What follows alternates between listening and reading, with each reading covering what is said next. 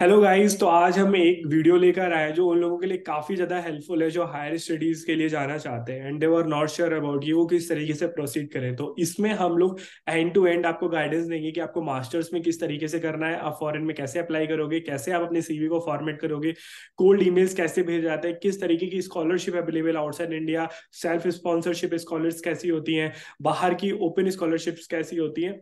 मतलब सब कुछ डिस्कस करेंगे इस वीडियो में। तो आप हमारे साथ एंड तक बने रहिए और अब हमारे गेस्ट को लॉबी में ज्यादा देर वेट नहीं कराते हैं और उनको इनवाइट करते हैं। हाय अर्पिता। Hello sir. तो अर्पिता, आप प्लीज अपना इंट्रोडक्शन हमारी ऑडियंस के साथ दीजिए because I think they were like very interested to to know about you basically. Hello everyone. My name is Arpita Nema and I'm currently enrolled as a full-time PhD in School of Computer Science and Engineering at NTU Singapore.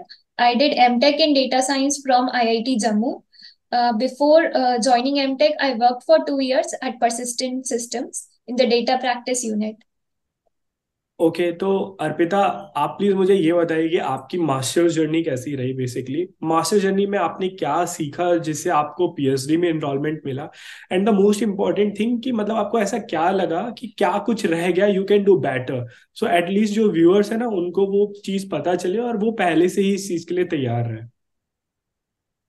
Basically मेरा masters join करने का जो main goal था वो यही था कि मुझे आगे पीएचडी ज्वाइन करना है।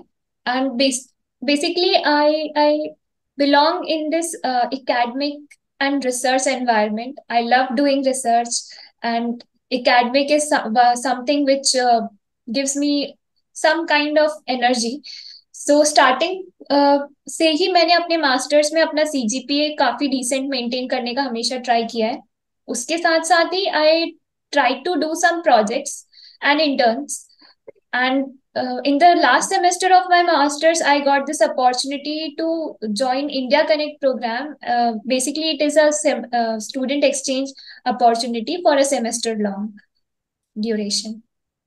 ओके, तो मतलब ये तो एक अपॉर्चुनिटी होगी जो आपको कॉलेज के थ्रू मिली थी। And tell me about like what is like what you think, like if you do something in masters like research and all these things which gonna boost your CV or like your profile much better than like जो अभी है आपकी basically उससे ज्यादा better हो सकती basically projects, जितने अच्छे प्रोजेक्ट्स आप कर सकते हैं. एंड बेसिकली सिर्फ नॉर्मली प्रोजेक्ट्स करना इम्पोर्टेंट नहीं है. uh, एक significant project is more important compare to doing 10 small projects basically. So because if you do one research project which is of much higher significance that you can put on your CV, and it will of very high significance. Apart from this, it's always good to work under different profs, basically because for PhD application one needs a letter of recommendation as well. And for me, the knowledge gap, I feel if it was not there, it would have been more easy. Basically हमें नहीं पता था, मुझे नहीं पता था कि क्या क्या अपॉर्चुनिटीज होती है. मैंने काफी लेट किया ये सर्च करने में कि कौन कौन सी अपॉर्चुनिटीज करेंटली चल रही है. जब इंडिया कनेक्ट प्रोग्राम आया उसके बाद जब मैं यहाँ पर आई, then I got to know कि okay, PhD application still there. उसके पहले मैं ये सोचा करती थी the profile is not good, I apply for the next intake. है। ओके, तो मतलब बेसिकली रिसर्च पेपर का क्या रोल रहता है जो आप मास्टर्स में करते हो, क्योंकि मास्टर्स में बेसिकली लोग प्लेसमेंट की तरफ काफी ज्यादा फोकस्ड होते हैं। And guys I tell you on that कि अगर आप रिसर्च पेपर आपकी सीवी में एड ऑन होता है तो that will gonna boost you basically, मतलब दूसरे कैंडिडेट से आपको हमेशा आगे रखेगा वो आपका सीवी, क्योंकि ये काफी मतलब एक एक गोल्डन मैच की तरह है। तो मुझे लगता है कि आपको रिसर्च जरूर करना चाहिए, एक पेपर पब्लिश करना चाहिए। And the one thing which I add on that कि रिसर्च पेपर भी मल्टीपल तरीके के होते हैं। इट इज नॉट कि तुम C conference and D conference में मल्टीपल रिसर्च पेपर डालो। It's not like that. अगर आप थोड़ा डीपली अंदर जाओगे तो आपको पता चलेगा ए स्टार, बी स्टार एंड सी। तो मैं रिकमेंड करूंगा कि अगर आप कर सकते हो तो एटलीस्ट बी तक जाओ। आप बी कॉन्फ्रेंस में डालोगे तो that conference are respectable conferences. तो अगर आप बी में 2 करते हो, अगर आपने एक ए ए कॉन्फ्रेंस में अगर आपने एक भी पेपर पब्लिश कर दिया तो every student want to take you, because क्योंकि वो दिखाता है कि आपके अंदर रिसर्च का इंटरेस्ट है और आपके अंदर कैपेबिलिटीज भी है। तो ये बस मैंने आपको एक एड ऑन किया कि क्या चीज करनी चाहिए मास्टर्स में, क्योंकि मैक्सिमम लोग इस चीज के लिए कंफ्यूज होते हैं कि IEEE में पेपर डालते हैं। IEEE is umbrella, it's not कि वो एक बहुत अच्छी कॉन्फ्रेंस है, inside there is a multiple conferences there. तो मैंने आपको एक एब्स्ट्रैक्ट आइडिया दे रहा है, you just search it out and you will know better like how to do that. या Arpita, now hand over to you. And obviously हमारा जो थीसिस होता है मास्टर्स के ड्यूरेशन में, मैंने ये ट्राई किया है कि मैं अपने मास्टर्स थीसिस में से ही if I can get a paper out of that. Generally अगर ये हो पाता है तो it will save some time as well, and also जो हमारा मास्टर थीसिस है उसके रिगार्डिंग काफी क्वेश्चंस आगे भी पूछे जाते हैं ड्यूरिंग इंटरव्यूज एंड एवरीथिंग। तो उसको काफी अच्छे से करने का ट्राई किया था मैंने। ओके, तो जब अर्पिता तुम इंडिया कनेक्ट थ्रो प्रोग्राम से सिंगापुर गई, then what you feel, what you expose with, क्या नॉलेज आपको वहां पर इंक्रीज मिली, जो नॉलेज जिससे मतलब आपका PhD का वे थोड़ा इजी हो गया? यहाँ का जो रिसर्च एनवायरनमेंट है इंडिया के कंपैरिजन में थोड़ा सा अलग है। यहाँ पर एक प्रॉब्लम स्टेटमेंट को डिफाइन करने में भी वो काफी टाइम लेते हैं। हम्म। आप इंडिविजुअल बेसिस पे रिसर्च करते हैं इंस्टेड ऑफ ग्रुप। दो ग्रुप प्रोजेक्ट्स होते हैं बट जैसे ये जो प्रोग्राम था उसमें मेरा जो प्रोजेक्ट था वो एज अ इंडिविजुअल प्रोजेक्ट ही था। हम्म। हमने पहले स्टार्टिंग से ऐसे कुछ लिटरेचर रिव्यूज पार्ट जो रहता है वो काफी एग्जॉस्टिव था। Apart from that, when it when it comes to defining a problem, hmm. then it gets very crucial to be honest. And okay. for that the supervisor here, जो मुझे professor यहाँ पर असाइन थे, हम्म। उन्होंने काफी ज्यादा brainstorming करवाई। कुछ रैंडमली एग्जिस्टिंग प्रॉब्लम स्टेटमेंट नहीं लिया कुछ, हाँ। because novelty is something which matters more here instead of just improving on results. Yup, exactly. तो बेसिकली जब तुमने रिसर्च किया वहाँ पे 6 मंथ का रिसर्च किया, then I think you know about some scholarship program in which you can get into NTU with like you got a full scholarship there. You need not to pay anything, because right now for a middle class family to pay a such amount to stay inside this Singapore, like USA and other countries, it's sometime it is not basically, क्योंकि masters के MS करने में काफी पैसा खर्च हो जाता है, तो PhD तो 5 ईयर का प्रोग्राम होता है। तो थोड़ा उसके बारे में बताएंगे आप, कौन सी रिसर्च अपॉर्चुनिटीज से आप एक्सपोज हुई after that?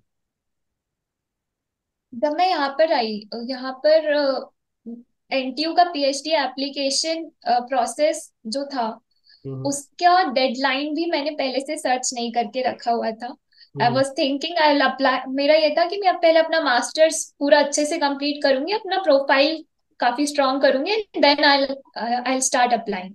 Hmm. But when I came here, they asked all the students, hmm. who are the exchange students from India, like if someone is interested, then definitely they should apply. Okay. Uh, तो उसके बाद मैंने अपना application start किया, और उसके साथ साथ जो स्कॉलरशिप्स है यहाँ पर there are like many scholarships are available for the students, for the graduate students, but as per my understanding जो three main scholarships हैं जो usually जिसके एप्लीकेशंस काफी ज्यादा फिल किए जाते हैं एंड जो ज्यादा इजली अवेलेबल है, one is this Nanyang president's graduate scholarship. Hmm. इसका अपने आप में एक अलग एप्लीकेशन फॉर्म होता है, एंड इसका डेडलाइन जो नॉर्मल पीएचडी एप्लीकेशन है उसके पहले ही क्लोज हो जाता है, because this is considered more prestigious. Okay. उसके बाद एक एनटीयू रिसर्च स्कॉलरशिप है जो हम्म। कि मुझे मिली हुई है यहाँ पर। हम्म। उसके साथ साथ एक सिंगा करके स्कॉलरशिप होती है which is Singapore international graduate award. Hmm. This is also for the graduate studies. इसका एप्लीकेशन फॉर्म डिफरेंट होता है in compare to your PhD application form. Okay. Though we can in the PhD application form we can mention कि हमने सिंगा भी apply किया हुआ है। ओके। ओके। तो बेसिकली 3-4 तरीके की स्कॉलरशिप थी जो सिंगापुर एनटीयू में जाने के लिए, बट मैक्सिमम अदर स्कॉलरशिप भी रहती हैं। इसीलिए मुझे लगता है कि नॉलेज होना काफी इंपॉर्टेंट है। तो जैसे डार्ट स्कॉलरशिप होती है फॉर जर्मन के लिए, एंड यूएसए के लिए 3-4 इंडियन स्कॉलरशिप्स अवेलेबल हैं। कॉमनवेल्थ स्कॉलरशिप्स हैं, मतलब मल्टीपल स्कॉलरशिप्स हैं। अगर आप फुल्ली फंडेड रिसर्च में इंटरेस्टेड है तो आप जस्ट एक बार गूगल पे सर्च करिए, आपको बहुत सारी स्कॉलरशिप मिलेगी। You need not to pay anything. Arpita, क्या तुम्हें कुछ पे करना पड़ता है अपनी पॉकेट से, और like your research money is like sufficient for you? It is sufficient for me. Like my pocket money also comes from it. I don't have to take any kind of money from my parents. I can say that I am financially independent over there, and I'll be able to make some savings as well.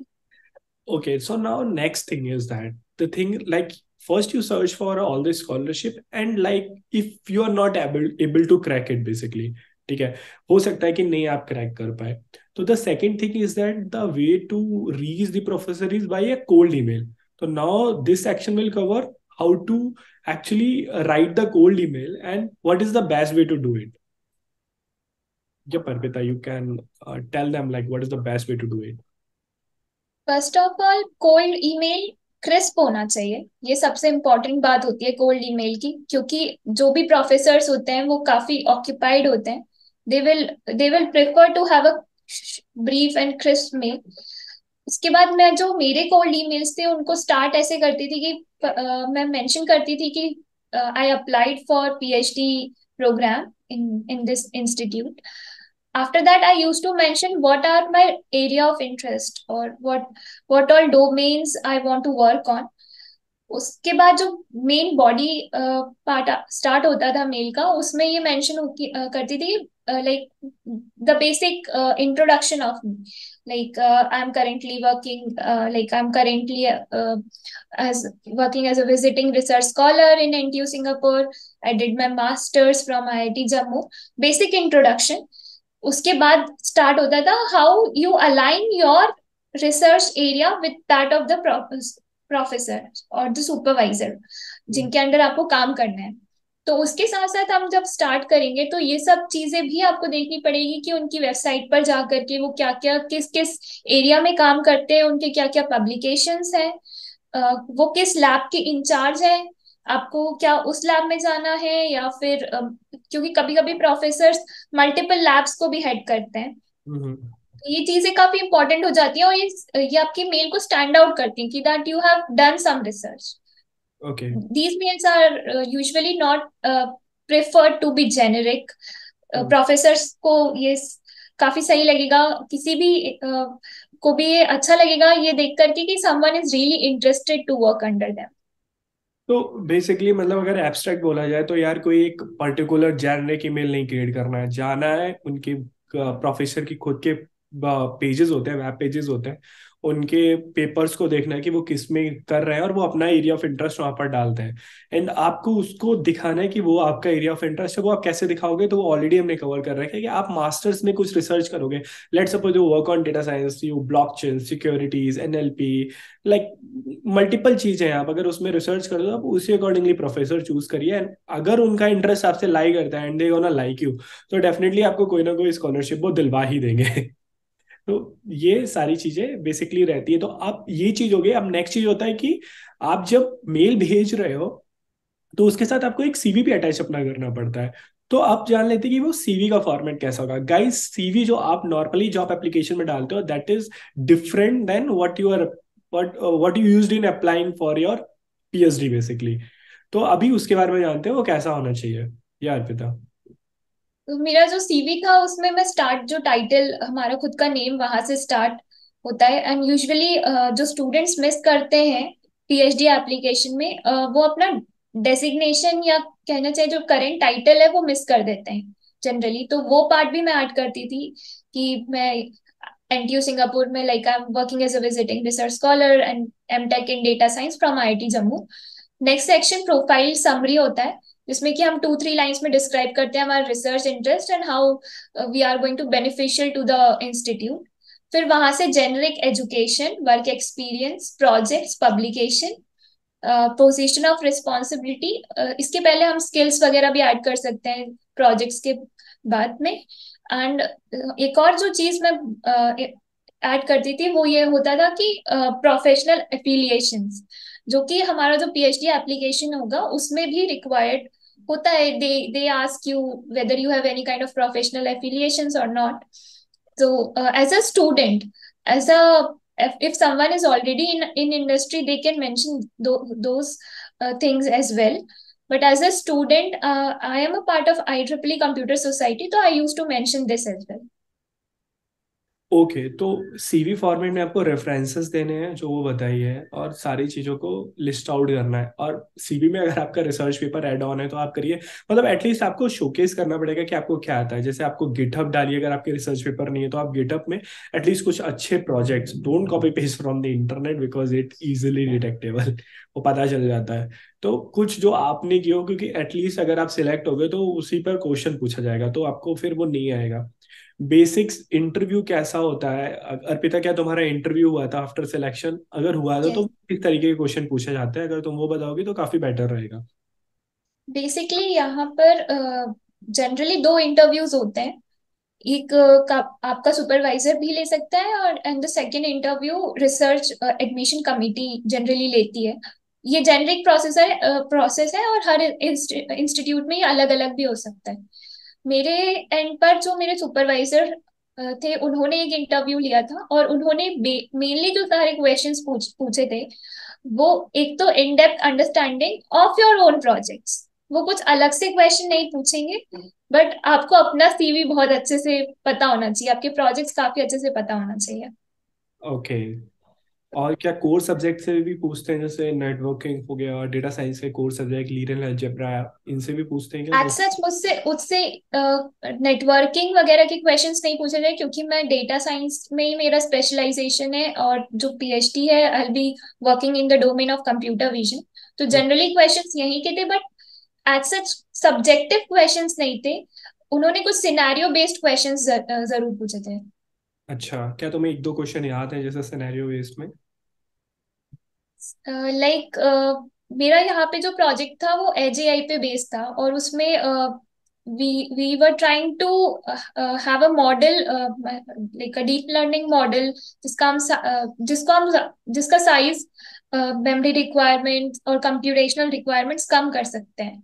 Hmm. So he asked me one question, like अगर हम इसके neurons एक बार pass on करने के बाद हम कुछ neurons हटा दें and then again we pass on the entire data set, what will be the effect?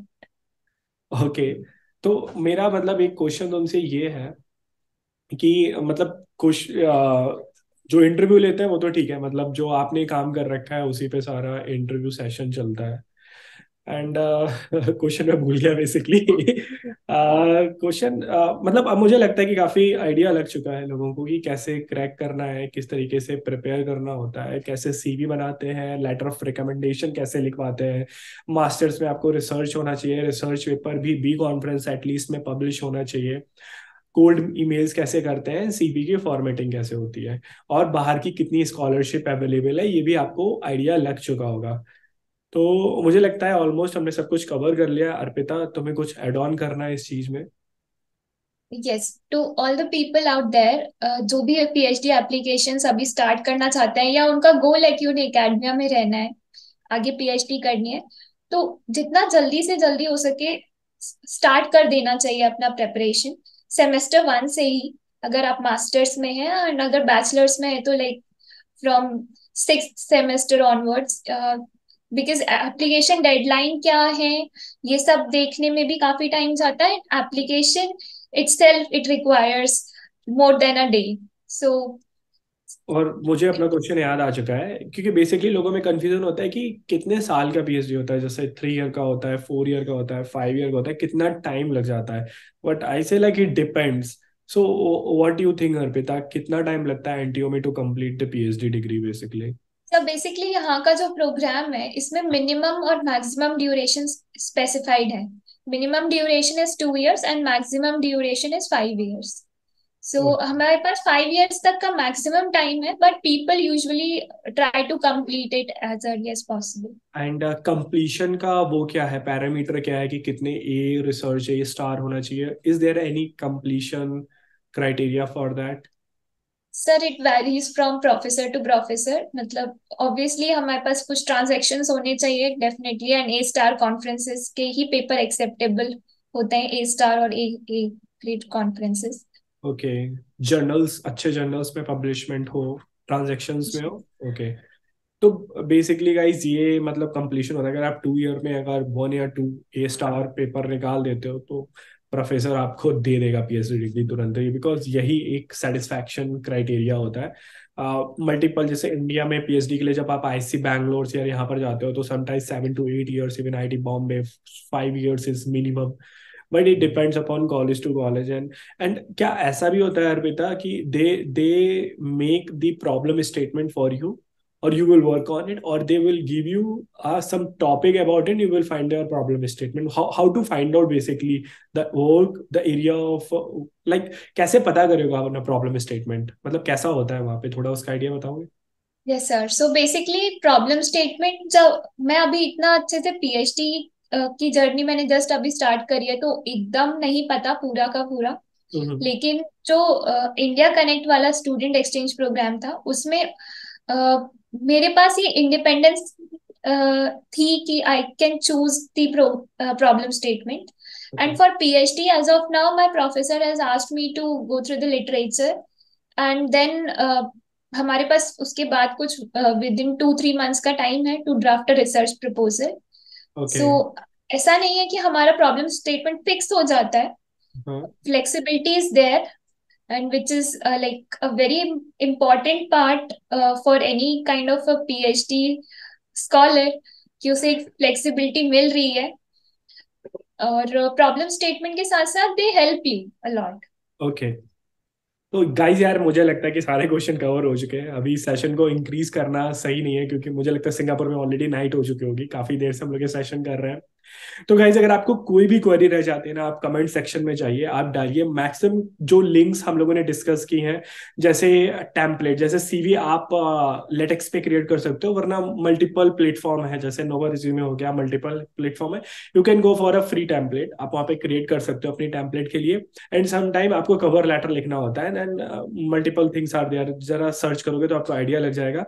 And हमने कॉन्फ्रेंसिस के बारे में भी कर लिया है, किस कहाँ कहाँ अप्लाई करना होता है, और एनडीयू में बेसिकली हमने डिसाइड कर लिया कि कैसे जाना है। अगर आप इसके बाद भी अगर कुछ भी छूटता है ना, तो आप कमेंट सेक्शन में लिखिए, आप अपनी प्रॉब्लम को लिखिए, अर्पिता ट्राई करेगी उसको वहीं पे मतलब उसका आंसर देने के लिए। और मैं अर्पिता की लिंक्डइन आईडी को अटैच भी कर दूंगा डिस्क्रिप्शन सेक्शन में। सारी लिंक आपको डिस्क्रिप्शन सेक्शन में मिलेंगे, आप वहाँ पे गो थ्रू करिए। और मुझे लगता है ये वीडियो आपके लिए काफी यूजफुल होगी। अगर आपकी स्टिल भी कोई डाउट रह जाता है, then we will come up with the next video. ठीक है, तो हम आपकी पूरी हेल्प करने की कोशिश करेंगे, यही हमारा टारगेट है। तो thanks Arpita to join me and to share your basically experience to the fresher basically candidate who want to pursue a career in PhD. तो आपको कैसा लगा वीडियो, प्लीज हमें बताइए। लाइक करिए, शेयर करिए एंड सब्सक्राइब करिए। Thank you very much, thank you Arpita. Thank you.